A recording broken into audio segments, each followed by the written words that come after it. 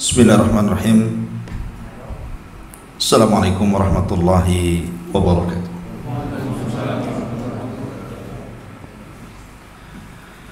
Alhamdulillah wassalatu wassalamu ala Rasulillah wa ala alihi wa sahbihi wa mawalah wa la hawla wa la quwata illa billahi wa ba'du. Alhamdulillah, di malam ini kita bisa kembali duduk di majelis ilmu, dan mungkin pembahasan kita akan dirubah karena sebentar lagi kita menghadapi Ramadan. Maka mungkin kita khususkan dengan tafsir Al-Quranul Karim, kita ambil dari surah-surah pendek supaya bisa membantu ketika masuk di bulan Ramadan bisa memahami ayat-ayat pendek yang kita baca dalam solat-solat kita. Dan tafsir yang kita akan bahas pertama kali adalah surah yang paling akhir dalam juz Amma, disebut dengan surah Al-Mu'awwidhataini, dua surat perlindungan, Qul a'udzu birabbin nas dan Qul a'udzu birabbil falaq. Sebelum saya jelaskan tafsirnya, ada beberapa keistimewaan yang disebutkan dalam beberapa riwayat. Di antaranya hadis Aisyah radhiyallahu anha, dia mengatakan, kana Rasul sallallahu alaihi wasallam idza awa ila firashihi jama'a kaffaihi wa nafatha fihima wa qara'a qul huwallahu ahad wal mu'awwidhataini thumma masaha mastata'a min jasadihi yabda'u bi ra'sihi wa wajhihi wa ma aqbala min jasadihi yaf'alu dhalika thalatha. Jadi kata Aisyah radhiyallahu anha, Nabi ini apabila hendak menuju pembaringannya, maksudnya tidur di malam hari, maka Nabi SAW akan mengumpulkan kedua telapak tangannya seperti ini, kemudian akan meniupnya dan membaca Qul huwallahu ahad serta dua surat perlindungan, Qul a'udzu birabbin nas dan Qul a'udzu birabbil falaq. Setelah beliau meniupnya, maka beliau akan mengusapkan ke seluruh badannya, mulai dari atas kepala, wajah sampai ke kakinya, dan itu dilakukan 3 kali.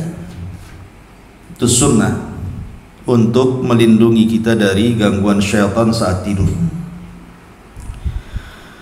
Kemudian juga hadis yang kedua, Nabi SAW bersabda dalam sebuah hadis yang dikeluarkan Imam Tirmidzi, Nasai dari Abdullah ibn Hubayb, Qul huwallahu ahad wal mu'awwidhataini hina tumsi wa hina tusbihu thalatha marrat takfika min kulli syai'in.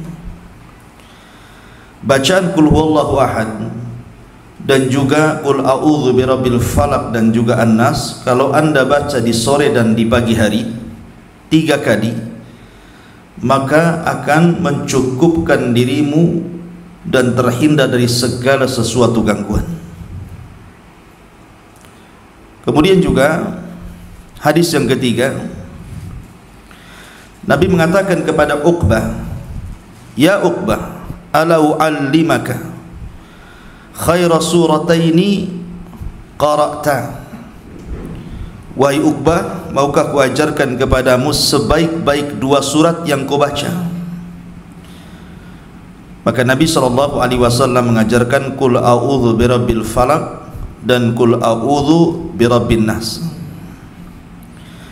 Kemudian Rasul mengatakan, ya Uqbah, iqra'huma kullama nimta.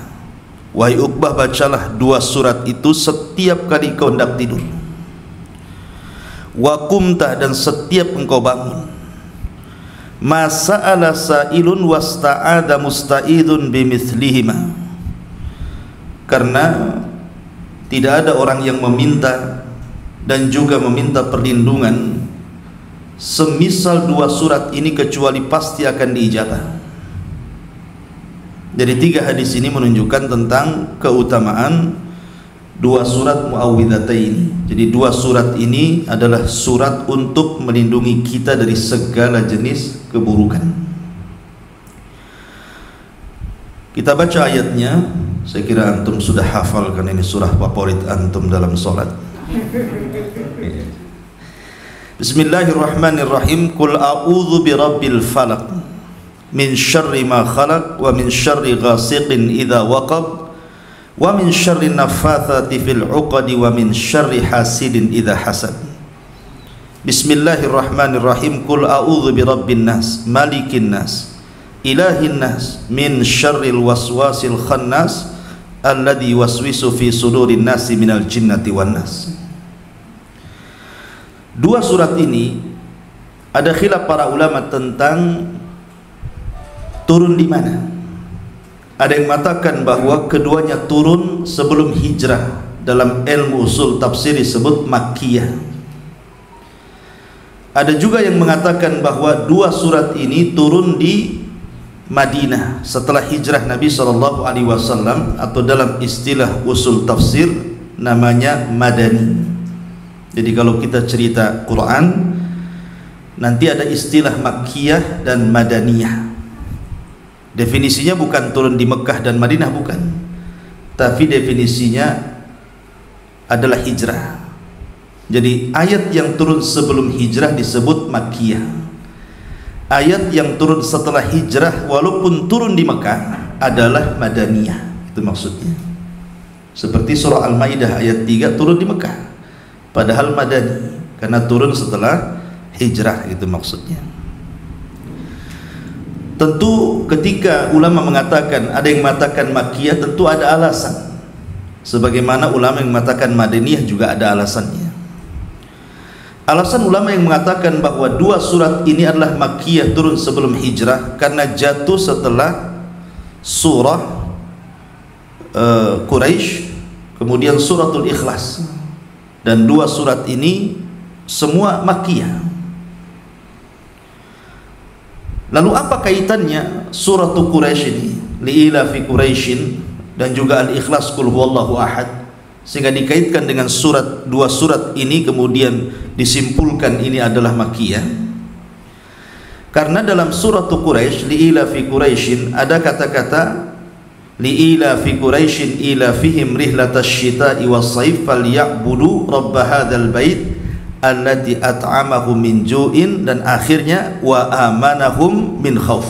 Ada kata-kata wa amanahum min khauf, dan Allah berikan keamanan dari rasa takut. Dan keamanan ini datang dari Allah. Dan rasa takut itu timbul dari kejahatan-kejahatan luar dan kejahatan-kejahatan dalam. Dan dua-duanya dicantumkan dalam 2 surat ini. Kalau suratul Falaq menceritakan kejahatan dari luar, kalau suratul Nas menceritakan kejahatan dari dalam diri kita. Nanti kita jelaskan tafsirnya. Jadi rasa takut itu yang dari luar ataupun dari dalam, kita bisa hindari dengan cara apa? Qul a'udzu birabbil falaq, qul a'udzu birabbin nas, berlindung dengan Rabb Falak dan berlindung dengan Rabb Nas, Rabb manusia. Adapun jatuh setelah suratul Ikhlas, karena setiap ibadah yang kita panjatkan kepada Allah harus ikhlas, baik dalam bab isti'anah, bab isti'adzah, bab tawakal, ataupun bab-bab yang berkaitan dengan ibadah hati. Maka tidak boleh diselewengkan kecuali kepada Allah, termasuk isti'adzah, meminta perlindungan. Karena dalam suratul Jin Allah mengatakan, innahu kana rijalun minal insi ya'udzuuna birijalin minal jinni fazaduhum rahaqa. Ada sebagian orang meminta perlindungan kepada sebagian jin, maka mereka semakin kufur. Lah ketika seseorang meminta perlindungan kepada selain Allah, kepada jin atau yang semisalnya, menjadikan dia kufur, maka ketika Anda berlindung kepada Allah, maka itu bentuk tauhid. Maka ini, dari alasan ini, maka ulama mengatakan bahwa 2 surat ini adalah Makkiyah. Kemudian yang mengatakan dua surat ini madaniyah, karena dua surat ini ada kisah, ada asbab nuzulnya, ada sebab turunnya, di mana Nabi SAW ketika itu dalam hadis Aisyah radhiyallahu anha dan dalam riwayat-riwayat yang lain, Rasul itu disihir oleh seorang yang bernama Labid ibn A'sam atau Lubaid ibn A'sam, seorang Arab dari Bani Zurek tetapi berakidah Yahudi. Ada yang mengatakan dia munafik, masuk Islam tapi menjadi munafik, Labid ibn A'sam ini. Jadi orang-orang Yahudi itu mereka kan sakit hati dengan Nabi. Sebenarnya kesalahan mereka karena mereka berkhianat, makanya Rasul kemudian mengusir mereka dari Madinah. Akhirnya kemudian terjadi 4 peperangan Rasul dengan orang Yahudi itu. Pertama perang dengan Bani Qunaiqa, kemudian perang dengan Bani Nadir, terakhir perang dengan Bani Quraidah, dan yang paling akhir di perang Khaybar. Jadi perang antara Muslim dengan Yahudi itu 4 kali, dan yang terakhir di Khaybar, sehingga membuat orang-orang Yahudi terusir dari kota Madinah. Mereka sakit hati sehingga ingin membuat celaka Nabi SAW. Orang Yahudi itu kan berusaha menyihir Rasul tapi tidak bisa. Dan kalau antum bicara tentang sejarah sihir, memang Yahudi yang pertama kali mempelajari sihir, dan itu disebutkan dalam surah Al-Baqarah ketika bicara tentang masalah kisah Harut dan Marut. Jadi Allah Subhanahu wa taala turunkan 2 malaikat, kemudian Allah menyuruh 2 malaikat itu untuk mengajarkan sihir kepada manusia untuk ikhtibar. Ikhtibar itu untuk menguji keimanan. Apakah manusia itu mau tetap mentauhidkan Allah ataukah justru melakukan kesyirikan. Maka diturunkan 2 malaikat namanya Harut dan Marut. Lah Harut dan Marut ini ketika mengajarkan sihir sudah bicara kepada manusia, fala takfur, jangan kufur. Tetapi sebagian manusia kemudian tidak mau belajar sihir karena tahu madaratnya, dan sebagian lain orang-orang Yahudi mempelajari sihir kepada Harut dan Marut yang Allah turunkan di Babilonia. Sampai kepada zaman Sulaiman. Akhirnya Sulaiman kemudian menangkap seluruh saharah tukang sihir, kemudian membakar bukunya.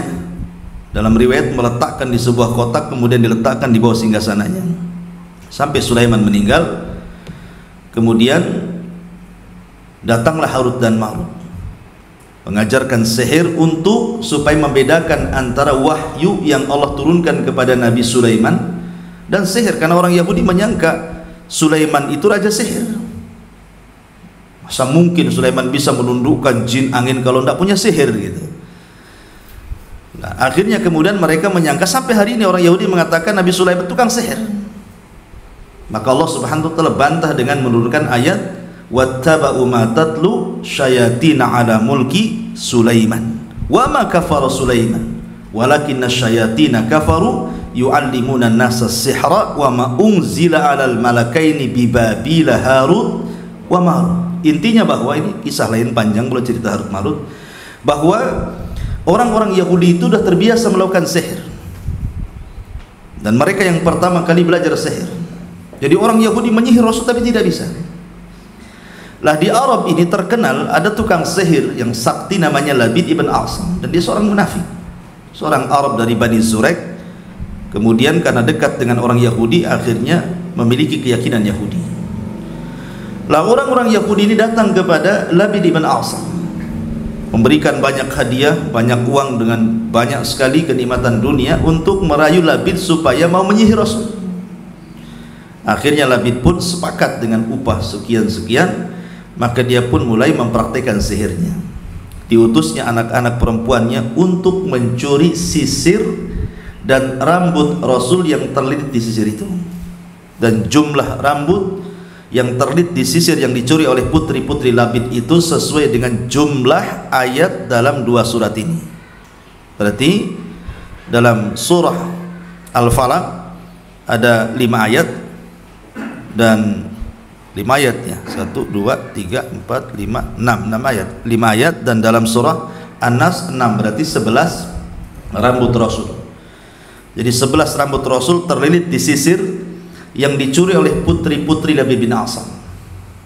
dan itu disebut namanya uqad. Nanti disebut di dalam Al-Quran, wa min syarri nafathati fil uqad. Uqad itu bahasa kitanya bukhul, dan sihir yang paling kejam itu kalau sudah menggunakan bukhul, karena yang disihir Nabi, bukan orang biasa gitu ya. Kalau orang biasa tidak perlu pakai bukhul, nah ditiup saja kena sihir. Tapi kalau Nabi kan tidak mungkin, dia harus sihir yang maha dahsyat, makanya menggunakan bukhul. Makanya dalam dunia perdukunan, sihir yang menggunakan bukhul itu sihir yang paling jahat, karena Rasul ketika disihir pakai bukhul, dan bukhul itu diambil dari orang yang akan disihir. Makanya terlit 11 rambut Rasul diambil, kemudian juga dicampur dengan tal'un nakhlin. Tal'un nakhlin itu artinya kan kurma tidak mungkin berbuah kecuali dikawinkan dengan jantannya ya, dan jantan itu nanti berbuah kecil kemudian dikawinkan. Nah, ada bunga-bunga apa macam, pokoknya saya tidak tahu itu untuk mengawinkan kurma itu ya, menggunakan itu juga sebagai bukhulnya, namanya tal'un nakhl dalam bahasa Arab. Jadi setelah kemudian Labid bin Asam memantra-mantrai dan dibantu oleh putri-putrinya, karena satu keluarga ini tukang sihir masalahnya, bapak dengan anak-anak putrinya semua tukang sihir ya, Rasul dikeroyok gitu ya. Lah subhanallah, dengan izin Allah subhanahu wa ta'ala, Allah hendak menguji nabinya. Sihir itu pula sampai kepada Rasul karena tujuannya dua, membunuh Nabi SAW atau membuat gila Nabi SAW.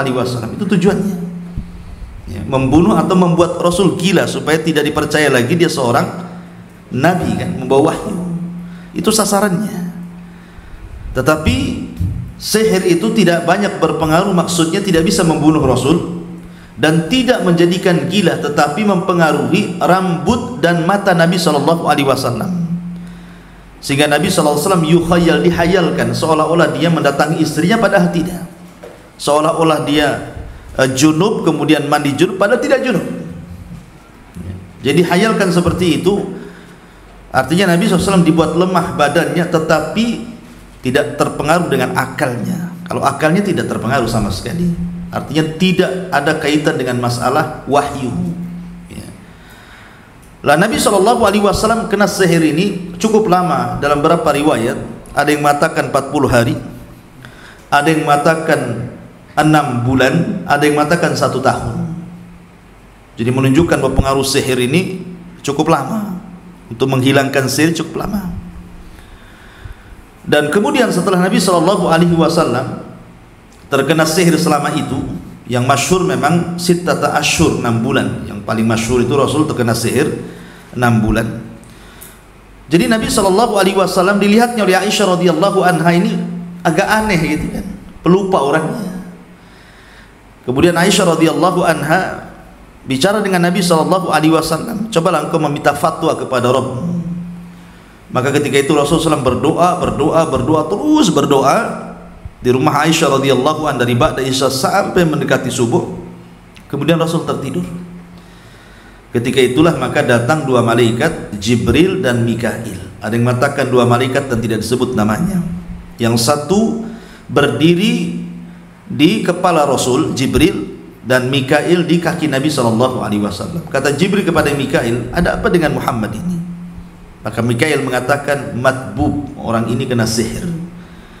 Kemudian siapa yang menyihirnya? Kata Jibril. Kata Mikail, yang menyihirnya seorang Yahudi Bani Zurek namanya Labid ibn Asam. Kemudian dengan apa dia menyihirnya? Bimishtah wa musyatah, dengan sisir dan rambut yang terlit di sisir itu, serta untuk membuahi kurma. Kemudian diletakkan di mana bukhul itu? Bukhul itu diletakkan di sebuah sumur ya, yang dekat dengan Masjid Nabawi, yang punya adalah seorang laki-laki dari Bani Zurek, namanya Sungai Nahwan. Yang mengatakan Rahwan nama sumur itu, karena di sekitar Masjid Nabi itu banyak sumur. Ada sumur namanya sumurnya Abi Talha, namanya sumur Bayruha gitu ya. Ada juga sumur yang dibeli Utsman bin Affan radhiyallahu anhu, yang kemudian airnya diinfakkan kepada kaum muslimin. Ada juga banyak sumur, salah satunya sumur yang dimiliki Bani Zurek, yang kemudian diletakkan bukhul, karena bukhul itu kan tidak jauh dari orang yang akan disihir. Di sekitar situ saja bukhul itu. Tadi letakkan di samping rumah, kadang-kadang digantung di rumah, kadang-kadang disembunyikan di genteng, di atap, di lemari, macam-macam. Ya. Karena biasanya tidak jauh-jauh dari orang yang akan disihir. Fadhal. Ya. Masih ada tempat, tolong kasih jalan. Ya. Jadi akhirnya kemudian Nabi SAW selama 6 bulan itu terkena sihir. Lah ketika kemudian Jibril datang, dari situlah kemudian turun surah Muawwadataini. Jibril meruqyah Rasul dengan menurunkan 2 surat ini. Bolehlah Jibril membaca qul a'udzu birabbil falaq min syarri ma khalaq wa min syarri ghasiqin idza waqa min syarri nafathati fil 'uqad min syarri hasidin idza hasad bismillahirrahmanirrahim qul a'udzu birabbin nas malikin nas ilahin nas min syarri al waswasil khannas alladzi waswisu fi sudurin nas minal jinnati wan nas. Jadi setiap satu rambut yang sudah dimantrai dengan nama-nama syaitan, berarti 11 nama syaitan diletakkan di 11 rambut Rasul. Setiap membaca satu ayat maka lepaslah buhulnya. Satu ayat lepaslah buhulnya. Satu ayat lepas buhulnya. Akhirnya dengan 11 ayat yang dibaca Jibril, lepaslah seluruh buhul yang mengikat Nabi SAW, dan Rasul pun terbebas dari sihir selama 6 bulan itu. Cukup lama. Ya. Dan terkena sihir Nabi SAW adalah sebuah bukti bahwa Rasul bukan malaikat. Rasul sama dengan kita manusia, terkadang kena sakit gitu ya. Karena Nabi ketika kena sihir itu Rasul merasakan sakit luar biasa, tapi Rasul sabar. Sebagaimana dikatakan Imam Ibnul Qayyim, Rasul memberikan contoh bagaimana adab orang sakit, sabar, tidak boleh mengeluh. Jadi Rasul sabar sampai akhirnya berdoa dan berdoa. Maka kata para ulama, siapa yang merasa terkena sihir kemudian terus berdoa, maka biasanya Allah tampakkan buhul dalam tidurnya. Jadi dimimpikan padanya di mana letak buhulnya, itu akan dikasih tahu. Karena Rasul begitu, dia berdoa ketika tidur, kemudian digambarkan buhulnya terletak di sumur tadi. Maka banyak berdoa ya, kalau sudah merasakan gak enak ya, ataupun memang orang ini sakit, ke dokter bingung ini penyakit apa gitu kan, tidak tahu, sudah di rongsen di ini di itu, nggak tahu juga dokter gitu ya. Boleh jadi mungkin terkena sihir. Banyak berdoa meruqyah diri sendiri, boleh jadi kemudian ditampakkan dalam mimpinya buhulnya diletakkan di mana, tinggal cari kemudian dimusnahkan. Karena setelah kemudian buhul itu diketahui, maka Rasul mengutus Ali bin Abi Thalib, ada yang mengatakan juga bersama Ammar bin Yasir dan Zubair bin Awam, kemudian datang ke sumur itu. Setelah kemudian melihat buhulnya, maka bunga-bunga kurma itu seperti kepala-kepala syaitan, dan airnya berubah menjadi kuning.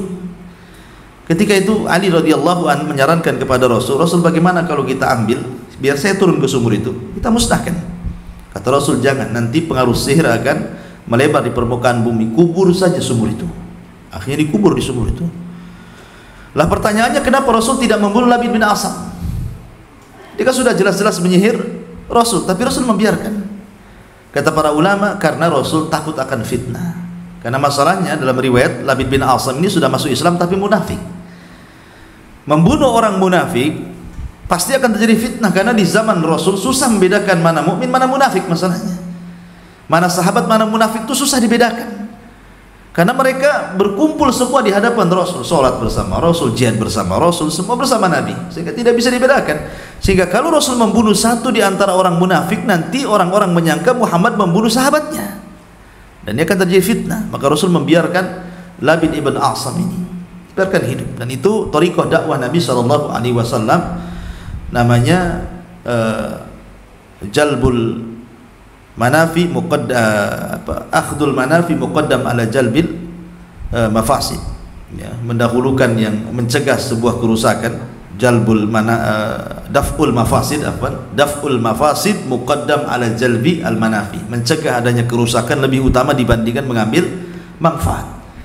Membunuh Labid bin Asam ada manfaatnya, tapi kerusakannya nanti besar. Makanya Rasul mencegah, lebih baik jangan ada kerusakan daripada mengambil manfaat, gitu maksudnya, ya. Taib ini di mana surat ini disebut madani karena ada kisah Labid bin Asam tadi. Makanya kejadian ini kan di Madinah. Kejadian tersihirnya Rasul itu di Madinah. Setelah hijrah Nabi SAW, Makanya sebagian ulama mengatakan bahwa dua surat ini disebut madani, turun setelah hijrah. Baik. Ini asbab nuzul, kemudian letak-letak surah apakah madani ataukah makkiyah. Kita masuk pada tafsir sedikit. Surah Muawwidzatain ini saya jelaskan secara global dulu baru kita rinci. Menjelaskan kepada kita tentang beberapa bahaya yang mengancam setiap manusia. Setiap diri kita terancam dengan bahaya-bahaya dari luar dan bahaya-bahaya dari dalam yang akan mengganggu keyakinan dan agama kita. Pertama, Nabi SAW mengatakan, Allah mengatakan, Qul a'udzu birabbil falaq. Aku berlindung dengan Rabb al-Falaq. Falaq itu memiliki dua tafsir. Ada yang mengatakan Falikul Isbah, artinya Falikul Isbah itu ada apa? Hah? Jadi Falikul Isbah itu artinya falak itu cahaya subuh. Jadi sedari gelap kemudian datang subuh kan terang. Ya. Terang setelah gelap itu disebut falak namanya. Ya, terang setelah gelap itu disebut falak. Dan falak itu ada di waktu subuh. Ketika terbit fajar, kan mulai terang tuh. Disebut falak. Ya. Jadi seolah-olah kita berlindung kepada Allah Azza wa Jal dari Rabb cahaya, dari kejahatan kegelapan. Nah, gitu maknanya. Jadi kita berlindung dari Rabb pemilik cahaya dari kejahatan di malam hari, karena gelap itu membawa keburukan. Ya. Kemudian juga ada yang mengatakan falak itu artinya infalak. Infalak itu terbuka. Maksud terbuka di sini artinya setiap kehidupan manusia ataupun kehidupan makhluk Allah yang lain itu dimulai dari terbuka dulu. Ya, manusia lahir terbuka kemudian keluar, biji-bijian diletakkan kemudian terbuka kemudian keluar, kan gitu ya. Jadi falak itu dari infalak. Makanya Allah Subhanahu wa taala berfirman, Alam tara ilal ladzina kafaru annas samawati wal ardh kanata ratqan fafataqnahuma. Tidakkah orang-orang kafir itu melihat bahwa langit dan bumi itu dulunya ratqa. Ratqa itu artinya multasik. Jadi langit dan bumi itu seperti ini dulunya. Jadi nggak ada yang di atas, nggak ada yang di bawah. Jadi satu, ya, langit dan bumi itu. Fafataqnahuma. Kemudian kami hancurkan, kemudian dipisahkan yang satu di atas, yang satu di bawah. Ada namanya teori Big Bang namanya. Penghancuran itu. Jadi akhirnya langit dinaikkan, kemudian bumi direndahkan. Gitu maksudnya. Nah, kemudian setelah itu makanya ada istilah radkun, kemudian fafataqna radkun, fatkun, falkun, khalkun. Nah, itu bahasa Arabnya. Pertama melengket dulu langit bumi. Kemudian fatkun terbelah, dipisahkan langit dan bumi. Kemudian falkun. Nah, falkun ini terbuka. Kemudian khalqun baru terjadi penciptaan. Itu ada yang mengatakan falak itu maknanya sesuatu yang terbuka, dari situlah kemudian muncul segala makhluk yang Allah ciptakan. Berawal dari terbuka dulu. Itu disebut falak. Kemudian min syarri ma khalaq, walaupun yang masyhur falak di sini artinya falak subuh. Min syarri ma khalaq, dari keburukan yang Allah ciptakan. Keburukan yang Allah ciptakan itu kan banyak. Keburukan jauh, keburukan dekat, keburukan yang bisa dilihat, keburukan yang tidak bisa dilihat. Karena tidak semua ciptaan Allah itu baik bagi kita. Tumbuh-tumbuhan ada yang bisa dimakan, ada yang tidak bisa. Buah-buahan juga ada yang bisa dimakan, ada yang tidak. Manusia juga ada yang baik, ada yang jahat, gitu kan. Ciptaan Allah itu memang Allah ciptakan berpasang-pasangan, ada yang baik, ada yang jahat. Lah kita berlindung dari yang jahat, gitu maksudnya. Kemudian min syarri ghasiqin idza waqab, dari keburukan ghasik malam hari apabila sudah menutup. Wa min syarri nafatsati fil uqad, dari keburukan tukang-tukang sihir wanita apabila meniup-niup di buhulnya. Wa min syarri hasidin idza hasad, apabila dari keburukan orang yang hasad ketika memainkan hasadnya. Setiap orang itu punya hasad, tetapi tidak bahaya. Bahayanya kalau sudah dia mainkan hasad itu, maka baru berbahaya. Berarti di sini kita berlindung dari berapa perkara? Dari falak satu, kemudian min syarri ma khalaq, dari keburukan yang Allah ciptakan dua, kemudian min syarri ghasikin idza waqab, dari gelap apabila tertutup, kemudian yang keempat dari tukang-tukang sihir, kemudian yang kelima dari hasad. Ini semua dari luar. Ini semua dari luar, ya. Kemudian ayat suratun Nas, Allah mengatakan qul a'udzu birabbin nas, aku berlindung dengan Rabbnya manusia, Malikin nas, rajanya manusia, Ilahin nas, sesembahannya manusia, min syarril waswas, dari keburukan waswas al-khannas yang tidak tampak pada diri setiap manusia, alladzi waswis, yang memberikan waswas fi sudurin nas, pada dada-dada manusia, baik minal jin, dari jin, wan nas, ataupun manusia. Lah ini musuh yang dari dalam, namanya waswas, atau dengan kata lain hawa nafsu. Dan yang paling bahaya adalah musuh dari dalam. Makanya Allah meminta kepada kita berlindung dari 3 nama Allah, Rabb, Malik, Ilah. Tapi dalam Al-Falaq cuma 1, Rabb saja, ya, dengan 1 nama Allah saja. Tapi dalam An-Nas 3 nama Allah kita berlindung. Kenapa? Karena kejahatan dari dalam jauh lebih jahat dibandingkan kejahatan dari luar. Makanya berlindung dari 3 nama Allah sekaligus, ya. Taib, kita rinci. Qul a'udzu birabbil falaq, aku berlindung dari Rabbnya falak. Para ulama ikhwan, apabila datang di malam hari, orang-orang soleh itu mengingatkan mereka dari Jahannam, karena Jahannam itu gelap. Jadi orang-orang soleh ketakutan di malam hari, makanya mereka bangun sepertiga malam kemudian tahajud karena ketakutannya. Maka apabila kemudian datang waktu falak, waktu subuh, maka mereka bahagia. Kenapa? Seolah-olah mereka telah terkeluar dari kegelapan menuju cahaya. Bukan hanya manusia, sebagian makhluk Allah yang lain juga merasakan seperti itu. Apalagi di hari Jumat, karena kiamat itu terjadi di hari Jumat, di malam hari. Kalau malam terjadi kiamat, sudah tidak ada falak lagi di subuhnya itu, tidak ada cahaya. Kalau malamnya kiamat tidak ada cahaya. Makanya di hari Jumat hewan-hewan itu biasanya mereka menunggu, ketakutan kalau terjadi kiamat. Baru setelah terbit falak cahaya, maka hewan-hewan itu mereka akan bersuara bahagia, tidak terjadi kiamat, itu maksudnya, ya. Jadi falak itu kita berlindung dari Rabb falak, dari kejahatan, kegelapan. Karena biasanya kejahatan itu identik dengan kegelapan. Kejahatan itu identik dengan kegelapan. Min syarri ma khalaq, dari keburukan yang Allah ciptakan. Dan ini sebagai ujian. Allah kan menciptakan ada yang baik, ada yang buruk, itu sebagai ujian.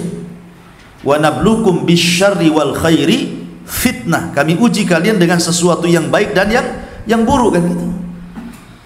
Artinya Allah berikan kekayaan juga ujian, Allah berikan kemiskinan juga ujian. Tidak semua ujian itu berbentuk keburukan, walaupun umumnya seperti itu, tapi juga kebaikan terkadang ujian. Lah, ada makhluk-makhluk Allah itu yang Allah ciptakan memang untuk menguji manusia.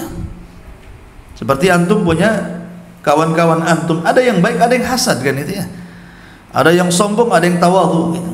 Ada yang baik, suka ngasih bantuan, ada yang kikir, medit, pelit, apa lagi istilahnya, kedekut, bakhil, macam-macam. Jadi begitulah Allah menyuruh kita untuk berlindung dari setiap keburukan yang Allah ciptakan. Baik keburukan itu jaraknya jauh ataupun dekat, baik keburukan itu nampak ataupun tidak nampak, maka kita berlindung dari setiap keburukan yang Allah ciptakan. Kemudian min syarri ghasiqin idza waqab, dari keburukan ghasik. Ada yang mengatakan ghasik itu malam hari, di mana malam hari itu kejahatan menguat. Makanya lihat, maksiat itu lebih banyak di malam hari. Diskotik malam hari, orang dugem malam hari, apalagi prostitusi malam hari, rampok juga malam hari, kan itu ya. Sampai sibuk ada CCTV kalau malam-malam dinyalakan, siang tak dinyalakan gitu. Karena memang kegelapan itu menguatkan kekuatan setan. Makanya ketika Musa hendak melawan tukang-tukang sihir Fir'aun, memilih waktu duha, tidak di waktu malam. Musa yang memilih di waktu duha, karena tahu bahwa kekuatan setan itu melemah di siang hari dan menguat di malam hari. Makanya dari situ kita berlindung dari ghasik. Ini penafsiran yang pertama. Penafsiran yang kedua, ghasik itu artinya purnama. Purnama itu pertengahan bulan, 13, 14, 15, bulan purnama. Makanya ada puasa Ayyamul Bid kan itu. Jadi purnama itu adalah sebuah penyebab kekuatan setan itu menguat. Makanya terkadang kita lihat di film-film gitu ya dulu ya, mungkin yang antum zaman jahiliyah masih suka nonton itu. Kalau sudah hari Jumat, bulan purnama, suara anjing pula menggonggong, serem lah itu udah. Gitu ya. Jadi makanya Rasul ketika Aisyah radhiyallahu anha hendak melihat purnama, apa kata Rasul? Ya Aisyah, ista'idzu bil qamar. Wahai Aisyah, hati-hati berlindung kepada Allah dari bulan. Ya, dari bulan. Ya. Memang bulan itu indah. Tetapi bukan berarti kita menikmati keindahan tanpa kita isti'adzah. Karena di dalam bulan purnama itu syaitan sedang menguat kekuatannya. Nah dari sini ikhwatu fiddin muliakan Allah Azza wa Jalla, makanya kenapa ada syariat di pertengahan bulan itu untuk melemahkan kekuatan setan. Pertama bekam, itu kan di pertengahan bulan sunnahnya. Kemudian puasa Ayyamul Bid. Ya, kenapa disyariatkan dua syariat ini? Bekam dan puasa untuk melemahkan kekuatan setan. Ya. Karena di pertengahan bulan itu biasanya menguat, bukan hanya setan, lautan pun menguat. Karena ketika purnama kan pasang tuh. Ya, yang kedua juga darah kita juga naik. Ya. Sehingga mudah dipengaruhi oleh setan. Mudah emosi, marah-marah gitu ya. Itu disebut ghasik. Ada juga ghasik itu sesuatu yang tidak tampak. Kejahatan di malam hari yang tidak tampak. Berarti mencakup binatang-binatang malam yang berbisa, ular, kalajengking, apa kan? Termasuk juga virus-virus. Ya, bakteri-bakteri, termasuk juga corona itu. Ya, di malam hari itu nyebarnya. Ya, makanya ketika kita membaca surat ini juga salah satunya untuk terhindar dari bakteri-bakteri, virus-virus yang akan mengancam jiwa kita. Nah, itu juga ghasik namanya. Ya, idza waqab, apabila sudah menutup.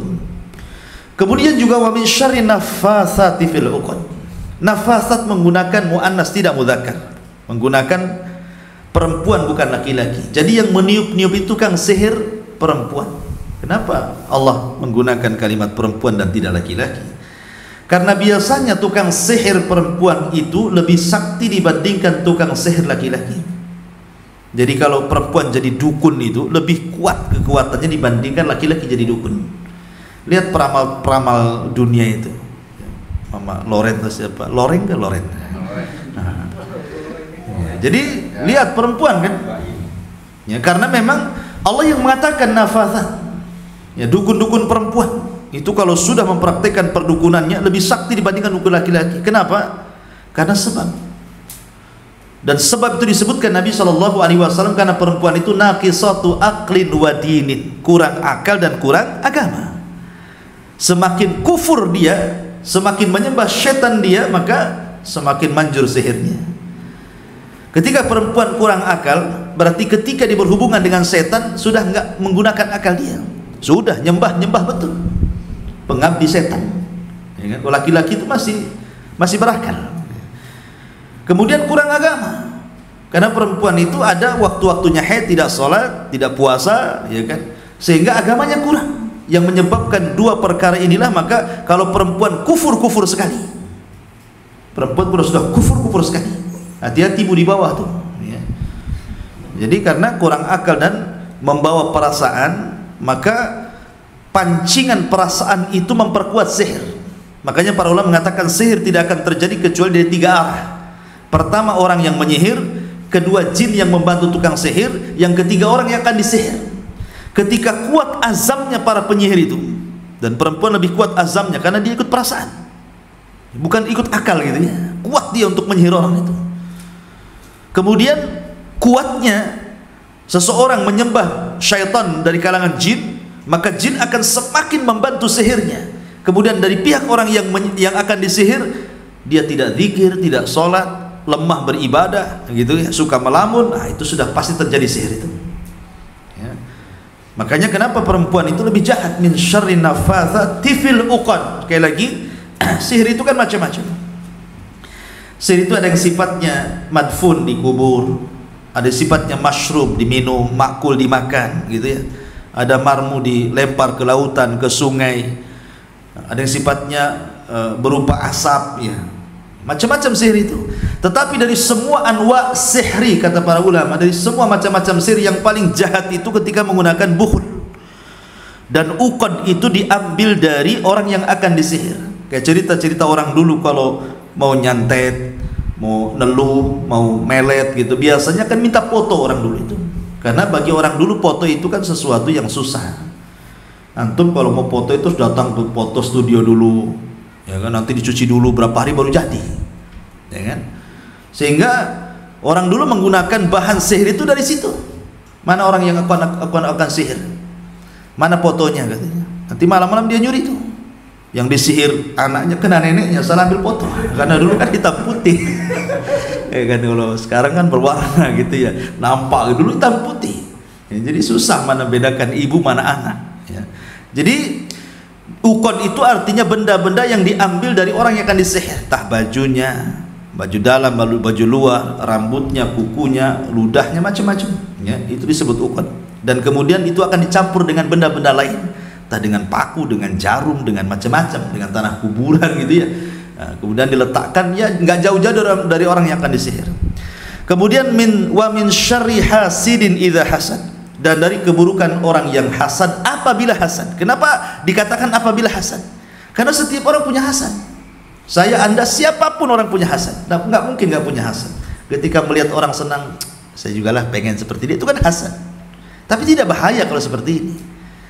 Ya, ketika saudaranya berhasil dapat uang, pengen juga seperti dia, itu hasad juga.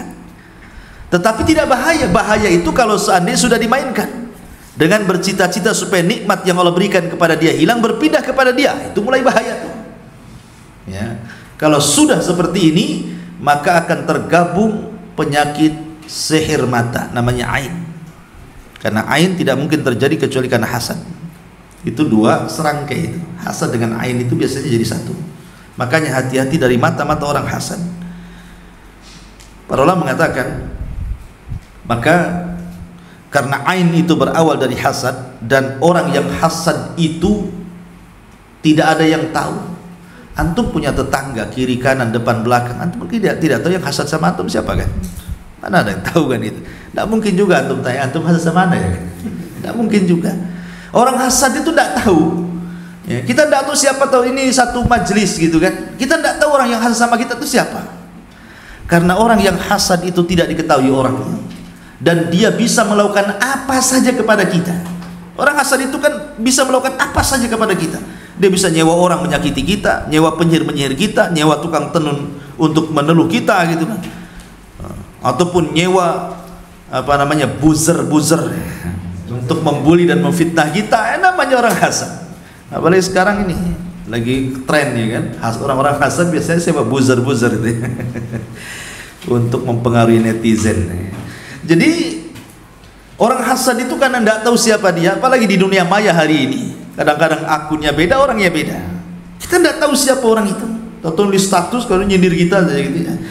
Lah karena tidak diketahui orangnya, kemudian kekuatan hasad amat sangat besar, maka para ulama mengatakan tidak ada yang bisa mengalahkan kekuatan jahat mereka kecuali Allah. Maka perbanyaklah membaca la haula wala quwata illa billah. Tidak ada daya dan kekuatan kecuali hanya milik Allah. Yang kedua, lawanlah hasad dengan lawannya. Hasad menghilangkan nikmat, dan lawan hasad itu berkah. Berkah itu artinya menambah nikmat. Kalau hasad menghilangkan nikmat, maka lawan hasad dengan lawannya. Kalau antum punya rumah baru, ya Allah berkahi rumah saya. Kalau antum punya anak baru lahir, ya Allah berkahi anak saya, istri saya, kendaraan saya, tanah saya. Nah, gitu maksudnya. Lawan hasad dengan lawannya. Karena kalau kita mendoakan keberkahan kepada harta, keluarga, benda-benda yang kita miliki, maka orang yang hasad tidak mungkin mengambilnya. Karena kita sudah melawannya. Ya. Kemudian juga hindari hal-hal yang bisa memancing orang untuk hasad kepada kita. Seperti penyakit ria. Itu bisa memancing orang hasad kan. Nampakkan perhiasan, hati-hati ibu gitu. Nampaknya ibu masya Allah gitu ya, pakai cadar dari atas kepala sampai kaki, tapi baju yang paling mahal, suaminya menjerit belinya itu. Nah, itu. Jadi kadang-kadang lebih mentereng dibandingkan orang perempuan-perempuan yang pakai biasa-biasa ke pasar itu kan. Coba antum lihat perempuan-perempuan yang ke pasar itu, paling pakai kebaya biasa, pakai jilbab, nggak tertarik kan. Coba lihat akhwat sekarang, pakai cadar banana, pakai apa namanya, gitu. Oh, butterfly, macam-macam kan. Bawa yang mahal lagi, kadang mereknya nggak dibuang, sengaja digantung pula situ. Iya, nanti kan itu bisa hasad juga. Hasad kan tidak mesti dari orang-orang yang nggak ngaji, sama orang ngaji bisa hasad. Dan hasad itu biasanya seprofesi. Tukang bawang hasad dengan tukang bawang, ustadz dengan ustadz, murid dengan murid, tukang bengkel dengan tukang bengkel, dosen dengan dosen, kan gitu ya. Pekerja perusahaan dengan pekerja di dalamnya. Begitu hasad itu nggak jauh-jauh dari kita itu. Orang hasad itu. Lah karena mereka dekat dengan kita dan kita tidak tahu siapa mereka itulah, maka 3 perkara tadi jaga. Ya, saya ulangi 3 perkara tadi. 1, mintalah kekuatan kepada Allah untuk melawan mereka. Yang kedua, lawan hasad dengan lawannya. Yang ketiga, jangan memancing orang untuk hasad. Makanya kenapa kalau antum mengundang manusia, umpamanya antum ada akikah, ada walimah, pokoknya ngundang orang ke rumah, gitu ya. Maka berdoa kepada Allah, mudah-mudahan orang yang datang itu tidak membawa hasad. Baca ayat ini. Wa min syarri hasidin idza hasad. Karena terkadang orang ramai itu awalnya saja mereka buat senang kita. Oh, ketawa ketiwi, satu hilang, antum pula bertengkar dengan istri pula. Habis ketawa-ketawa bertengkar. Mungkin ada di antara jamaah yang datang ke majelis antum itu punya penyakit ain. Ya, mungkin istri antum cantik, antum tak bagus, gitu ya. Kata orang, pantasnya jadi istri saya itu, tak pantas jadi istri dia kan. Gitu. Jadi orang hasad kan macam-macam. Makanya aneh, coba orang nikah itu dipajang, kadang-kadang timpang gitu kan. Suaminya ganteng, istrinya jelek. Ya kata istri-istri yang datang itu, tak pantas sekali itu. Yang satu hitam, yang satu putih, tak putih jadi ya. Jadi itu kan membawa hasad yang hati yang seperti itu. Makanya kenapa kalau pernikahan coba laki-laki sendiri, perempuan sendiri, nggak ada yang orang hasad, nggak tahu. Yang akhwat nggak tahu, yang ikhwan nggak tahu yang akhwat.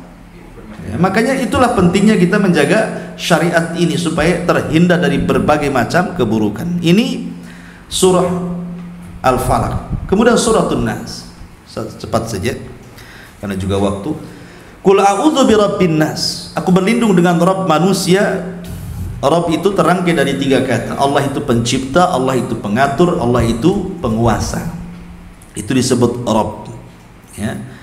Rabb itu pencipta, pengatur, penguasa. Tidak ada pencipta kecuali Allah, tidak ada pengatur kecuali Allah, tidak ada yang menguasai kecuali Allah.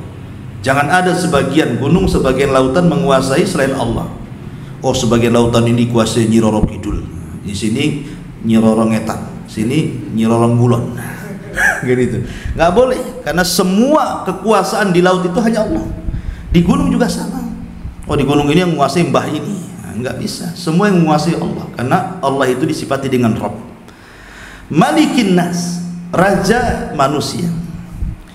Raja manusia itu artinya tidak ada yang merajai di seluruh alam semesta kecuali Allah. Makanya ketika hari kiamat terjadi, Allah dengan kerajaannya, kekuasaannya bisa memusnahkan semua makhluknya. Manusia mati, jin mati, malaikat mati, gunung hancur, langit roboh, semua dihancur-hancurkan. Ketika itu Allah mengatakan, limanil mulkul yaum. Kalian tahu siapa yang berkuasa hari ini? Tidak ada orang menjawab, sudah mati. Maka Allah jawab sendiri, lillahil wahidil qahar. Untuk Allah yang maha esa dan maha kuat lagi perkasa. Itulah maliki yaumiddin. Kemudian ilahin nas, ilah manusia yang disembah. La ilaha illallah, tidak ada sembahan yang berhak disembah kecuali Allah. Uluhiyah. Ya. Dari apa kita berlindung? Dari 3 nama Allah Azza wa Jalla sekaligus ini. Min syarril waswas, dari keburukan waswas. Waswas itu saut, suara yang membisikkan jiwa. Bisa suara baik sehingga mempengaruhi kebaikan, bisa waswas itu suara jahat yang kemudian mempengaruhi kejahatan kita.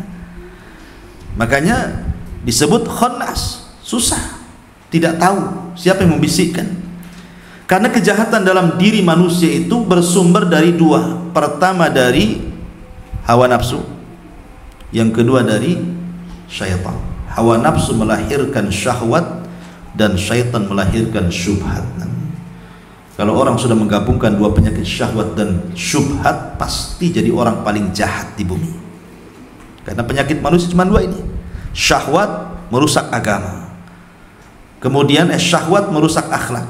Syubhat merusak agama. Setan kan intinya supaya agama kita rusak dia. Bukan supaya akhlak kita ini rusak.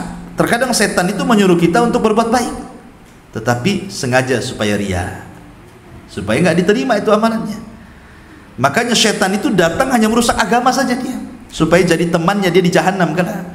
Tapi syahwat yang sumbernya hawa nafsu ini ikhwan, itu merusak akhlak kita. Disuruhnya kita minum khamar, disuruhnya kita berzina, disuruhnya kita berjudi, berbohong, berdusta, menggibah, dan begitu seterusnya. Itu dibuat rusak kita ini sama hawa nafsu. Kalau syubhat itu bisa diatasi dengan cara apa? Belajar, dengan cara istiqamah, dengan cara ibadah, dengan cara zikir, hilang syubhat itu. Siapa yang membaca surah Al-Baqarah 3 kali di rumahnya, maka akan menghindarkan dari setan. Setan akan lari 3 hari dari rumah. Bisa kita hindarkan diri dari setan. Tapi siapa yang bisa mengusir hawa nafsu? Hawa nafsu itu letaknya di jantung antum. Kalau antum datang ke rumah sakit, dok tolong keluarkan hawa nafsu, sama dengan mengeluarkan jantung. Habis itu antum mati, jantungnya nggak ada. Ya kan? Jangankan jantungnya nggak ada, yang ada aja kena jantung mati. Ya, kaget gitu. Itu yang ada jantungnya bisa mati itu. Ganti jantung pisang. Ya. Jadi hawa nafsu itu tidak bisa dihilangkan, makanya bahaya. Kalau setan kan bisa dihilangkan, bisa kita usir setan itu dengan zikir, dengan baca Quran bisa hilang. Tapi hawa nafsu siapa yang bisa ngusir? Makanya karena hawa nafsu itu musuh abadi dalam setiap manusia, kita hanya bisa menekan, bukan membuang. Bukanlah orang yang kekar, kata Rasul, orang yang pandai bergulat, tapi orang yang kekar itu orang yang bisa menekan hawa nafsunya. Hawa nafsu ditekan. Ya, ketika melihat orang maksiat, sabar untuk tidak maksiat. Ketika ada orang menggibah, sabar untuk tidak menggibah. Ya Bu ya, ada kawannya yang gibah-gibah orang, sabar untuk tidak menggibah, keluar dari majelis itu. Ya, jangan pula mendengarkan, memang tak ngomong kuping jalan. Kan ada gitu ya. Dan jangan pula kemudian menjadikan suaminya ikut menggibah. Dan suami pun jangan pula kemudian memancing istri untuk menggibah. Ada apa cerita tentang dia katanya. Ditanya pula sama suaminya, ada apa ribut-ribut? Urusan mereka, mau ribut mau diam urusan mereka. Kenapa antum tanya-tanya orang gitu kan? Karena itu memancing istri mencari tahu, akhirnya dicari tahu, oh iya itu mau cerai, kata suaminya alhamdulillah bisa lah poligami dengan saya istri. Intinya ikhwatu fillah muliakan Allah azza wa jalla, bahwa hawa nafsu itu bahaya. Hawa nafsu itu alladzi yuwaswis. Lihat kalimat waswasa yuwaswisu, itu kan harokatnya ada fathah, ada kasrah, fathah, kasrah. Ya, karena jiwa itu berubah-ubah. Ya, kadang baik, kadang jahat, kadang baik, kadang jahat. Orang jiwa kan seperti itu ya. Kadang sudah bawa duit tuh mau infak tuh, mikir belum didak ini, nggak jadi. Kadang-kadang sudah ikhlas, betul-betul sudah berangkat, istri pula telepon, bang kemarin janjiin mau beli pakaian katanya, kemana ini abang? Padahal sudah meluncur ke Jabal Uhud, balik deh. Ya. Jadi was-was itu memang berubah-ubah dia, karena ada dua bisikan. Pertama dari qarin, karena setiap manusia itu punya qarin, jin, maka akan memberikan was-was yang jahat. Yang kedua ada malaikat. Jadi orang itu ada raqib dan atid, ada malaikat hafazah, dan ada malaikat-malaikat yang berikan was-was kebaikan, positif gitu ya. Ada qarin, jin jahat, yang selalu kemudian memberikan was-was keburukan. Makanya kemudian di sini ada kalimat yuwaswis, karena memang was-was itu berubah-ubah. Ya. Fi sudurinas, yang ada dada-dada manusia, minal jinnati wan nas. Terkadang was-was itu dari jin qarin ataupun dari hawa nafsu itu sendiri, muncul was-was itu. Dan kalau sudah berkumpul dua perkara ini, was-was dari jin dan was-was dari manusia, sudah orang ini jadi jahat.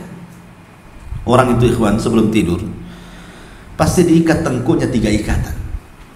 Antum, saya, siapa saja orang yang tidur itu pasti diikat tengkuknya, karena apa ini namanya, tengkuk sini ya. Ya, tengkuk. Jadi tengkuk itu mudah diikat oleh syaitan, karena otak manusia itu kalau dalam Al-Quran terbagi menjadi 2, ada otak depan atau otak belakang. Otak di depan disebut ubun-ubun, dalam bahasa Arab disebut nasiyah, nasiyatin biyadi. Ubun-ubun manusia itu di tangan, kata Allah. Artinya ubun-ubun manusia tidak bisa dikuasai syaitan. Tapi kalau Barat membagi otak, ada otak kanan, otak kiri gitu ya. Kalau kita Islam membagi otak depan namanya ubun-ubun, otak belakang namanya tengkuk. Nah, setan itu hanya bisa menguasai tengkuk saja. Jadi setiap orang tidur itu diikat tuh tengkuk kita 3 ikatan tuh. Kalau dia bangun di sepertiga malam akhir, maka lepas 1 ikatan. Kalau antum wudu, lepas 2 ikatan. Kalau antum sholat subuh atau sholat tahajud, maka lepas 3 ikatan. Ketika pagi hari antum akan baik jiwanya dan akan rajin, tidak akan malas. Walaupun dia kurang tidur malamnya. Karena yang membuat orang jelek hatinya, yang membuat orang malas itu karena ada ikatan yang mengikat di lehernya itu. Nah, coba saja antum lakukan seperti itu. Kalau antum bangun 3:30, kemudian wudu, kemudian salat gitu kan, pagi harinya itu kayaknya segar gitu ini, bercahaya wajahnya. Tapi kalau tidur saja, sudah jam 12 tidur ya, jam 12 siang tuh bangun asar, nanti bisa tidur lagi, nanti subuh itu masih ngantuk tuh biasanya, padahal sudah cukup dia tidur itu ya. Kenapa? Karena ada ikatan. Bayangkan coba kalau 10 hari orang itu tidak bangun di pagi hari, tidak sholat subuh, tak ruwet tuh benang di belakang tuh. Berapa ikatan betul-betul setiap hari, 3 benang layangan saja susah kita mau ngurai gitu ya. Nah, kalau setahu tak berapa itu benang itu mengikat-ikat di sini. Lah, setan itu kalau sudah mengikat, maka dia akan mudah masuk dari jalan darah. Karena setan itu masuk dari jalan darah. Makanya salah satu teori ruqyah itu ada sistem bekam untuk mengeluarkan setan dari darahnya. Ya. Majra dam ibni Adam. Inna syaitan yajri majra ibni Adam. Dam ibni Adam. Setan itu masuk dari jalan darah manusia. Jadi kalau dia sudah bisa mengikat tengkuk, dia akan masuk dari jalan darah. Kalau masuk dari jalan darah, masuk kepada jiwa manusia, ketika itu dia berikan was-was. Jadilah dia syubhat.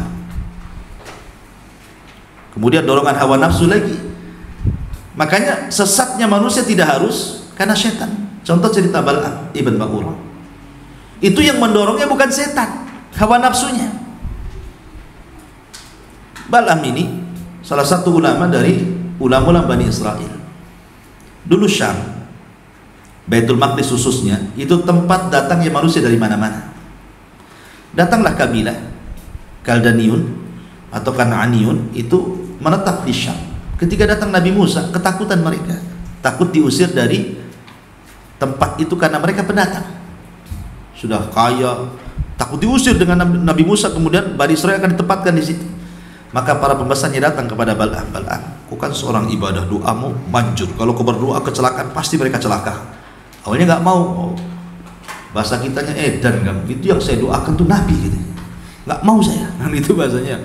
Akhirnya hari-hari dibujuk, harta. Nggak bisa juga. Akhirnya leleh juga dia. Itu hawa nafsu yang dorong dia. Mau juga akhirnya dengan dunia itu. Jadi yang menyesatkan Bal'am itu bukan dari setan, tapi hawa nafsunya. Melihat dunia terus, akhirnya jadilah hawa nafsunya. Ketika dia berdoa kecelakaan kepada Nabi Musa, doanya tidak manjur. Di situ dia nyesal. Khasirat dunya wal akhirah. Rugi dunia, rugi akhirat. Tapi kadang sudah terlanjur, ya, sudah dapat dunia, sudah dapat upah, tetap dia bagaimanapun harus mencari trik menghancurkan Musa dan Bani Israel. Maka dikirimlah wanita-wanita dan dikatakan siapapun yang bisa melakukan perzinahan satu kali saja dengan satu Bani Israel sudah cukup.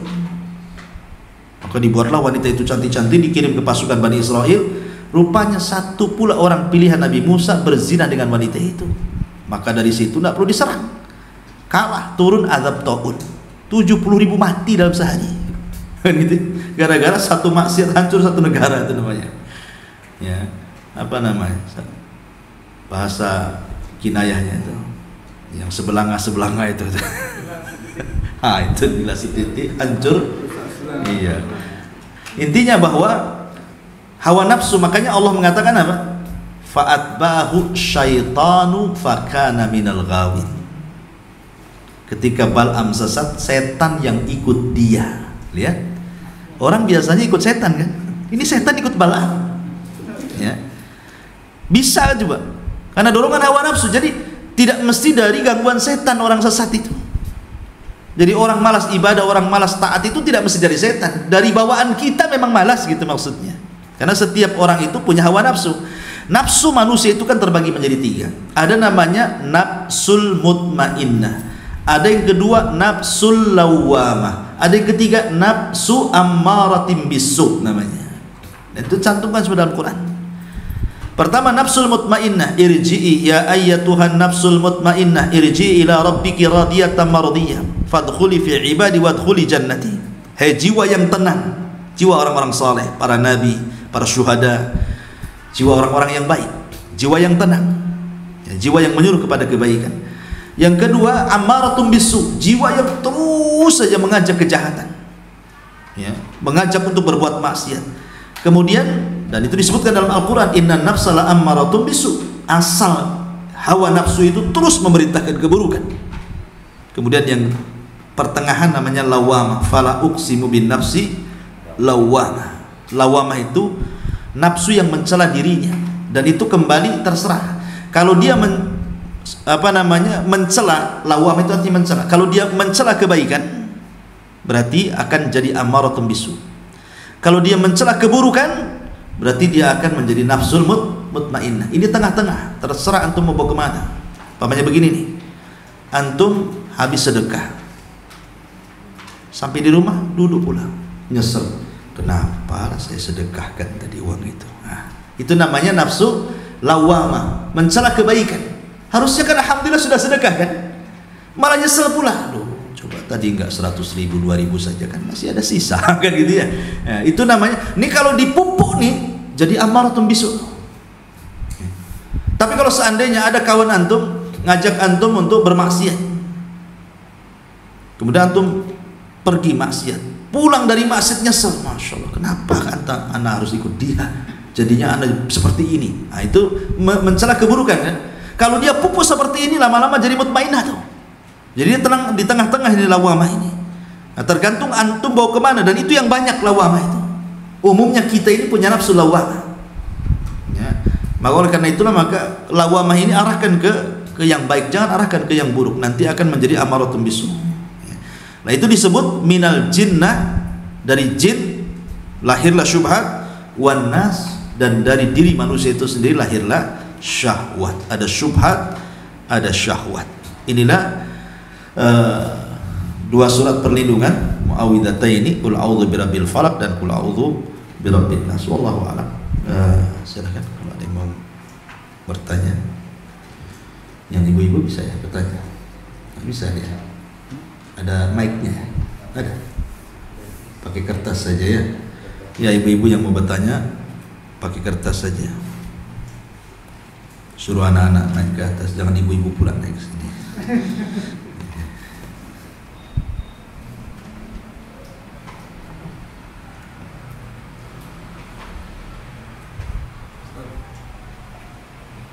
Fadhal.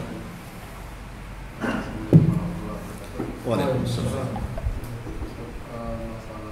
Ini kan membahas masalah tadi sihir ya. Kebetulan beberapa tahun lalu istri saya tuh terkena seperti sihir. Gangguan gitu ya. Iya. Jadi yang dikatakan itu banyak gitu. Jadi utamanya itu apakah 3 surat itu atau tambah lagi Al-Baqarah yang lain-lain? Iya. Karena banyak yang diucapkan. Maksudnya ruqyah ya, yang tanyakan. Iya, alhamdulillah. Sihir itu terbagi menjadi 2. Ada sihir dunia perobatan, mengobati orang dengan praktik-praktik perdukunan. Mereka tukang sihir juga. Makanya ada bab dalam kitab tauhid namanya nusyrah, mengusir sihir dengan sihir. Jadi orang terkena sihir dukun datang pula ke dukun untuk mengusir sihir.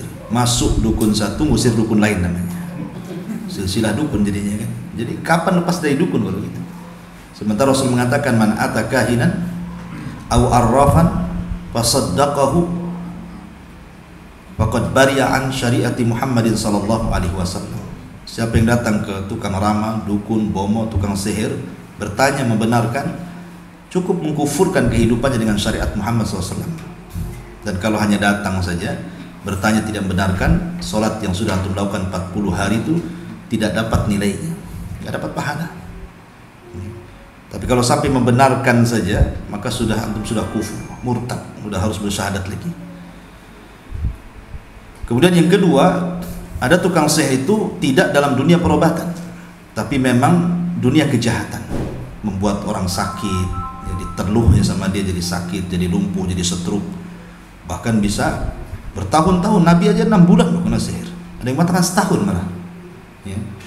Jadi orang kena sihir itu bisa lama tuh, bisa bertahun-tahun kadang-kadang. Bingung kenapa dia kena seperti itu. Makanya kata Nabi SAW ketika melarang nusyrah karena itu amalan syaitan, maka dengan cara ruqyah. Ya ruqyah itu mantra-mantra dari Al-Quran atau hadis-hadis Nabi yang bisa dipahami bahasanya, maknanya, dan dikeraskan. Ya. Dikeraskan maksudnya ruqyah itu harus dibaca, bukan qomat kamit. Kalau Quran atau baca doa Allahumma rabban nas adhibil ba'si ashfi anta syafi la shifa illa shifauka shifaan la yughadiru saqama, ngomong ya, jelas, jangan sampai bisik-bisik apa itu maksudnya enggak jelas ya. Jadi harus jelas, kemudian berbahasa Arab, kemudian paham maknanya, kemudian dari nama-nama Allah atau Al-Quran dan hadis Nabi, itu baru ruqyah. Selain ini bukan. Selain itu ruqyah syirkiyah. Nah, maka ketika ada gejala-gejala orang terkena sihir itu kan macam-macam tanda-tandanya, dan kebanyakan biasanya selalu mimpi buruk. Umumnya orang terkena sihir atau gangguan setan itu biasanya kebanyakan mimpi buruk, dan dalam mimpinya aneh-aneh, terkadang melihat simbol-simbol setan. Simbol setan itu kayak melihat anjing hitam, itu kan simbol setan. Maksudnya ada hadis yang mengatakan bahwa kalbul aswad minasyaitan, anjing hitam itu dari setan. Bukan semua anjing hitam setan, bukan.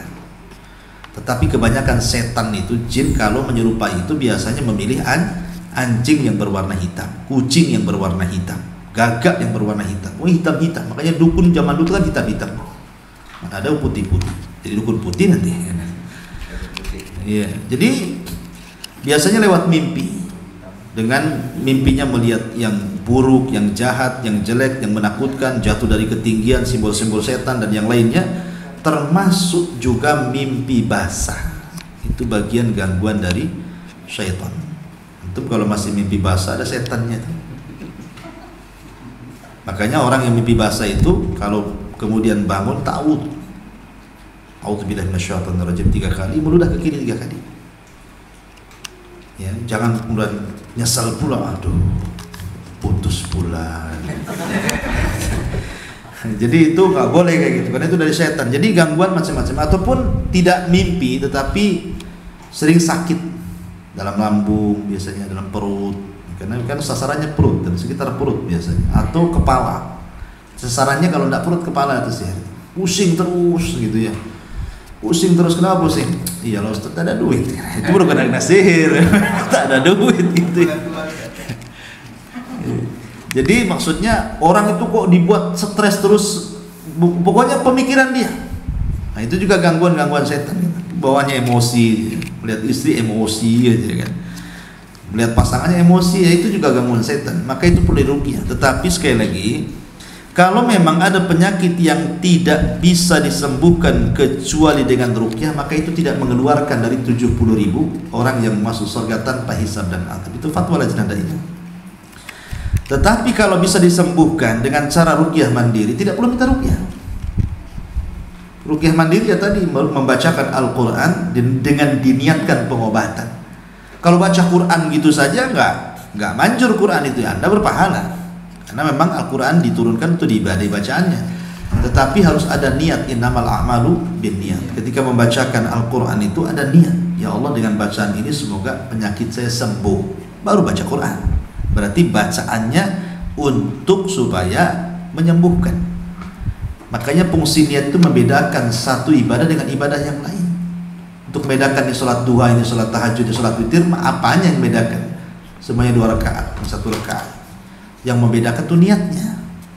Antum mandi, yang satu mandi junub, yang satu mandi biasa, apa yang membedakan? Niat. Yang satu puasa karena Allah, yang satu puasa karena diet. Nah itu karena niat, semua niat. Maka baca Quran juga sama, yang satu sedang meruqyah, yang satu hanya baca Quran biasa cari pahala. Niat yang membedakan. Jadi niat kita. dengan memperhatikan adab-adab Quran. Ya, wudu, adab kiblat, pakai pakaian yang bagus, muliakan Quran gitu ya. Nah, supaya makin buang yang hal-hal yang bisa jadi sarang-sarang setan, anjing, kemudian peliharaan, gambar-gambar, patung-patung gitu ya, di rumah buang. Ya, itu karena kalau masih ada ini ya nanti setan itu keluar masuk aja. Ketika antum bacakan Quran keluar dia, ketika berhenti masuk lagi dia, dimaininnya kita. Ya. Makanya kemudian hal-hal yang dari dalam dan dari luar itu juga harus dibenahi. Dari dalam tentu ya tauhidnya betul-betul dikuatkan, tawakalnya apa semuanya, termasuk juga baca Qur'annya, ibadahnya dan begitu seterusnya. Kemudian usaha tadi ruqyah dari luar juga. Memang begitu cara penyembuhannya. Tidak bisa satu sisi. Wallahu a'lam. Bismillah Ustaz, apakah sakit sariawan terus menerus itu juga kena sihir ya Ustaz? Itu ada kemungkinan dua. Satu, suka gibah, suka dusta, suka ini, banyak penyakit lisan, akhirnya Allah beri ujian dengan penyakit itu sariawan supaya berhenti gibah dia. Ada juga ujian yang Allah sedang menguji untuk meningkatkan derajatnya. Namanya penyakit itu kan bisa menghilangkan dosa dan menambah pahala, mengangkat derajat orang. Ya, yang bertanya ya pikirlah sendiri. Ya, tapi ya mudah-mudahan ini sebuah ujian. Yang kedua, berdoa kepada Allah kemudian cari sebab. Imam Hakim An-Naisaburi, ma'ruf Imam Hakim, pengarang kitab Mustadrak, salah satu pengeluar hadis rawahu Hakim. Suatu ketika sakit, terluka di wajahnya itu sampai berbulan-bulan tidak bisa sembuh, benanah. Sudah berobat ke sana kemari tidak bisa disembuhkan. Datang dia kepada Imam Sabuni, ma'ruf Imam Sabuni, pengarang kitab Aqidah Ashabul Hadis. Kemudian mengatakan, ya Syekh, doakan saya. Dan itu ketika Imam Sabuni mengajar seperti ini, sedang belajar, mengajar. Imam Hakim muridnya di situ. Ya Imam, doakan penyakit saya. Sudah berobat ke sana kemari tidak bisa sembuh. Kata Imam Sabuni, ya. Akhirnya Imam Sabuni meminta jamaah untuk mendoakan Imam Hakim sudah sembuh. Rupanya ada salah satu jamaah Imam Sabuni, perempuan soleha, qiyamul lail, kemudian tertidur di malam hari, bermimpi pula berjumpa dengan malaikat. Kata malaikat, katakan kepada Hakim agar dia bersedekah air, maka itu akan menyebabkan kesembuhannya. Maka disampaikan oleh wanita soleh ini kepada Imam Sabuni. Imam Sabuni menyampaikan kepada Imam Hakim, dan Imam Hakim mengamalkan sedekah air. Ya, sedekah air, kemudian digalinya sumur, kemudian airnya disedekahkan kepada masyarakat yang membutuhkan, maka tidak waktu yang lama langsung sembuh. Terkadang kesembuhan itu tidak mesti datang ke dokter, dengan sedekah juga sembuh. Ya, sedekah dan macam-macam, dengan harta, dengan zikir. Karena Rasul mengatakan setiap tasbih sedekah, tahlil sedekah, takbir sedekah, mengajak manusia kepada kebaikan sedekah. Ya, itu juga bagian daripada kesembuhan. Wallahu a'lam. Ustaz, bagaimana melihat orang yang kena sihir? Maksudnya tanda-tandanya ya, orang ini kena sihir atau tidak. Tadi sudah sebutkan, suka mimpi, suka gelisah, malas ibadah, ngamuk-ngamuk, marah-marah. Karena marah-marah itu dari syaitan. Makanya kata Rasul, kalau marah duduk, kalau dia berdiri. Kalau marah berdiri, duduk. Kalau marah juga masih duduk, ini baring. Kalau masih baring, masih marah juga karena emosi memuncak, ambil air wudhu. Karena setan tercipta dari api dan hanya dengan air bisa dipadamkan. Kalau sudah berwudu masih marah sholat. Kalau salat masih marah, ya tidak tahu itu marahnya baik itu kali gitu kan. Masih juga marah. Ini semua upaya ini memang nih kan. Allahu a'lam. Jadi bisa dilihat dan bisa kita rasakan orang kena sihir. Sihir itu kan bisa kiriman orang, bisa dimain-mainkan setan alias kesurupan. Ya, tapi yang jahat itu kiriman orang biasanya, karena tidaklah orang mengirim kecuali untuk kejahatan. Tapi kalau setan yang masuk ke tubuh kita ini macam-macam. Entah karena dia dendam kawannya kita bunuh, ya kan? Atau dia jatuh cinta dengan kita. Ketika antum masuk kamar mandi gitu kan, antum jarang baca doa, akhirnya ketika antum buka aurat, hari-hari mereka lihat aurat antum, akhirnya suka dengan antum, akhirnya masuk ke tubuh antum. Atau antum ahli maksiat, naudzubillah, mabuk, judi gitu, dan ada kawan di sampingnya jin yang tidak kelihatan, ketika hendak tobat, tidak suka dia kawannya tobat, akhirnya supaya diwaswasi lagi, supaya main lagi gitu. Nah, makanya kemudian masuk, diganggunya. Ya, ada juga iseng, setan itu iseng aja masuk ke tubuh kita itu. Ya, jadi macam-macam setan itu masuk ke tubuh kita, tapi yang jelas bahwa Nabi itu sudah mengantisipasi semuanya. Makanya kenapa ada zikir pagi petang, ya kan?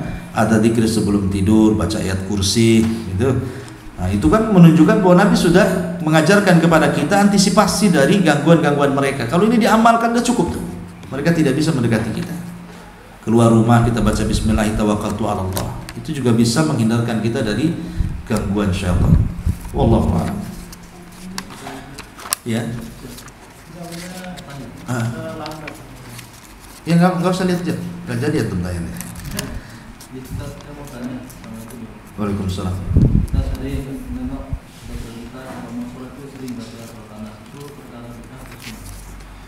Sebelum sholat atau dalam sholat? Tidak ada syariatnya. Tidak ada syariatnya sebelum sholat membaca apapun kecuali takbiratul ihram. Sebelum sholat itu kita disuruh tahdirun niyah, menghadirkan niat. Menghadirkan niat itu artinya supaya konsentrasi gitu. Konsentrasi itu melihat sejadah yang kita akan sujud, kotorkah, ada najisnya kah, ada ini, lihat. Pakaian yang kita pakai, jangan ada kancing yang belum dimasukkan, bereskan kancingnya semuanya. Supaya ketika sholat tidak menjadi gangguan. Kadang-kadang orang sholat tuh asik mau masukkan kancing, susah karena lubangnya kecil. Wah, sampai rukuk dia gini-gini, ya kan? Itu kan setan juga gangguan, karena sholat itu seseorang itu akan diganggu setan. Setan itu kan masuk ke pemikiran dan masuk ke perut orang. Perut buat bunyi-bunyi gitu kan, supaya dia was-was. Makanya Rasul mengatakan la yansarif hatta yasma sautan aw yajidariha. Jangan keluar dari sholatmu kalau baru bunyi saja, bunyi perut maksudnya, sampai ada bukti ledakannya atau baunya. Ya, kalau sudah ada bunyi dut, nah itu ledakannya sudah ya keluar dari sholat. Tapi kalau hanya kerbuk karena antum belum makan, nah itu tidak batalkan sholat. Kalau tidak berhasil dari itu, masuk dalam pemikiran. Biasanya umumnya memberitahu yang antum tidak tahu. Sebelum sholat mencari dompet tidak tahu, ketika sholat tahu pula di mana dompet antum. Kan seperti itu sholatnya. Ya. Kunci motor ini di mana ini? Ketika sholat sunnah, Allahu la haula wala quwwata, ada di bawah meja. Dia tahu memang seperti itu. Jadi setan itu mencuri khusyuk orang. Makanya kenapa orang yang selalu iltifat, namanya lagi sholat, dia mandang ke atas, mandang ke samping, itu iltifat. Itu termasuk curian syaitan. Apa yang dicuri? Khusyuk kita dicuri dia. Khusyuk kita diserang, dicuri dia. Ya. Maka jangan sampai khusyuk kita dicuri oleh setan. Karena itu yang paling berharga dalam sholat, khusyuk itu. Qad aflahal mu'minun alladzina hum fi sholatihim khusyu'un. Ya, sungguh beruntung orang-orang yang beriman yang dalam sholatnya khusyuk. Lah, khusyuk ini yang paling penting dalam sholat, jangan dicuri setan. Karena setan itu mencuri itu khusyuk kita itu. Supaya kita tidak khusyuk, akhirnya melamun. Jadi khusyukun nifak namanya. Khusyuk nifak itu memang mantap sholatnya, Allah, nggak bergerak, badannya khusyuk tapi otaknya kemana-mana, Jakarta, ke Medan, ke Padang, ke pasar, kemana gitu maksudnya. Nah seperti itu. Wallahu a'lam. Baik, cukup dah. Ya, ada lagi. Oh belum dibaca ya? Oh yang terakhir. Ustadz, ayah saya sebelum menikah lagi, poligami maksudnya. Ayah saya sebelum menikah lagi rajin sholat, tapi setelah menikah lagi ayah saya lupa sholat dan lupa anak-anaknya dikarenakan istri barunya. Apakah itu kena sihir? Kena sihir sama istrinya? Iya. Begini ya, ketika Allah Subhanahu wa ta'ala menyebutkan tentang kisah Harut dan Marut, salah satunya sihir yang banyak menyebar itu alladzina yufarriquna bainal mar'i wa zawji. Yufarriquna bainal mar'i wa zawji. Bisa memisahkan antara suami dan istri. Sihir yang paling banyak menyebar di masyarakat itu dua, syihrus sarfi wa sihrul atfi. Cuma dua. Memang ada sihir yang jahat, membunuh, meneluh, nyantet, ya. Tetapi tidak banyak. Karena yang dilakukan orang-orang seperti dia, orang-orang yang sakit hati aja. Yang sakit hati, dendam, baru dia pakai dukun neluh kan gitu ya. Ya kalau sempat dukun betul ya kadang juga dukun cabul pula dia. Jadi yang paling banyak dua, sihrus sarfi. Sarfi itu artinya memalingkan. Kalau atfi itu mendekatkan. Jadi kalau sarfi membuat orang cerai, kalau atfi membuat orang lengket. Disebut dengan pelet yang bahasa kita. Itu atfi, sihir pelet. Yang kedua sihir sarfi, menjauhkan. Dan itu hubungan suami istri. Yang melakukannya salah satu dari keduanya biasanya. Karena istri takut kehilangan suami, datang ke dukun, pasang susuk dia kan. Datang ke dukun supaya suaminya jangan poligami. Atau banyak, terutama dunia-dunia malam, wanita-wanita remang-remang. Ya, biasanya mereka untuk menglariskan dia pakai ke dukun kan. Jadi itu sihir yang paling banyak di masyarakat itu. Ya boleh jadi seperti itu. Yang kedua, mungkin tidak terkena sihir. Ayahnya memang sudah terkalahkan dengan hawa nafsunya. Dia memilih istri barunya dibandingkan Allah Subhanahu wa taala. Dia terkena sihir tapi gangguan setan dari dalam, bukan kiriman orang. Bisa juga kiriman dari istrinya, bisa juga memang setan dari dalam dan hawa nafsu yang ada dalam ininya. Sama-sama diruqyah. Ya, kalau bisa diruqyah, orang kalau meninggalkan salat ada setan di badannya itu. Karena setan itu tidak mampu melihat orang sholat. Kalau antum sholat kemudian sujud, iblis itu menangis.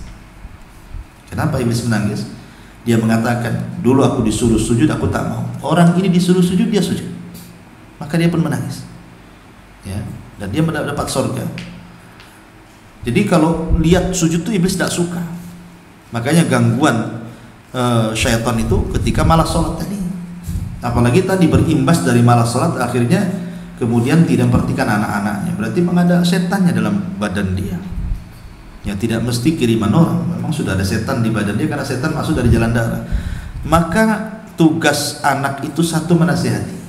Tugas anak-anaknya menasihati, ya supaya orang tuanya sholat kembali. Mengupayakanlah supaya orang tuanya mau sholat kembali, mendoakan. Ya kalau bisa diruqyah. Cuman masalahnya mau nggak gitu ya.